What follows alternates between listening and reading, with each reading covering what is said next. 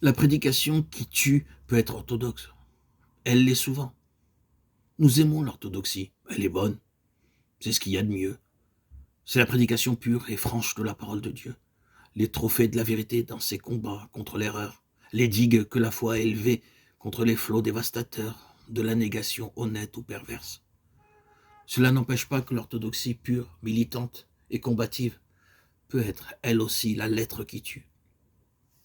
Rien n'est si mort que l'orthodoxie morte, si morte qu'elle ne peut ni spéculer, ni penser, ni étudier, ni prier. La prédication qui tue peut connaître les principes vitaux, les critiques et les hautes connaissances, savoir chaque détail de la lettre et l'enseigner aux autres. Semblable à un avocat qui étudie son code pour composer sa plaidoirie et gagner sa cause. Elle peut devenir une occasion de mort.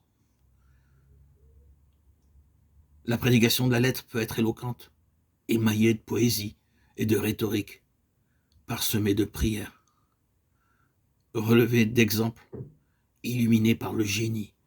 Et toutes ces qualités ne seront que des joyaux rares, des fleurs parfumées, qui n'embelliront qu'un cadavre.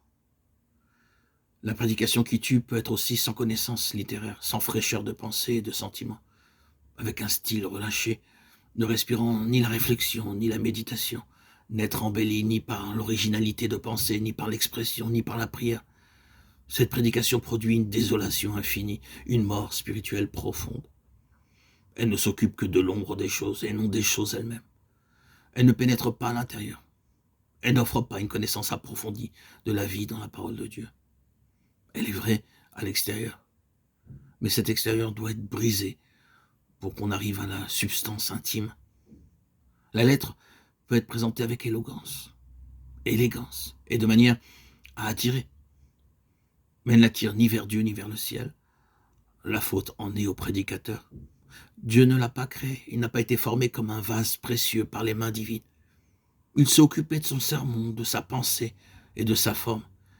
Mais les choses profondes de Dieu n'ont pas été recherchées, étudiées, sondées et expérimentées par lui.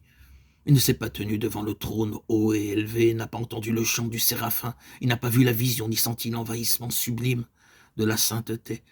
Et il n'a pas crié avec abandon et désespoir en sentant sa faiblesse, sa culpabilité tellement que sa vie a été renouvelée, son cœur touché, purifié et enflammé par le charbon brûlant de l'autel de Dieu.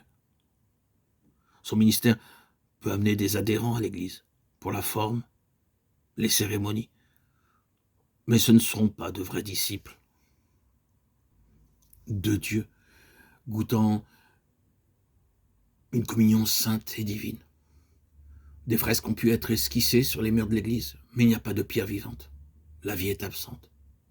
Le ciel est obscurci. Le sol est brûlé. La cité de Dieu devient la cité des morts. La louange et la prière sont étouffées. Le culte est mort. Le prédicateur et son auditoire ont collaboré au péché et non à la sainteté, ont peuplé l'enfer et non le ciel.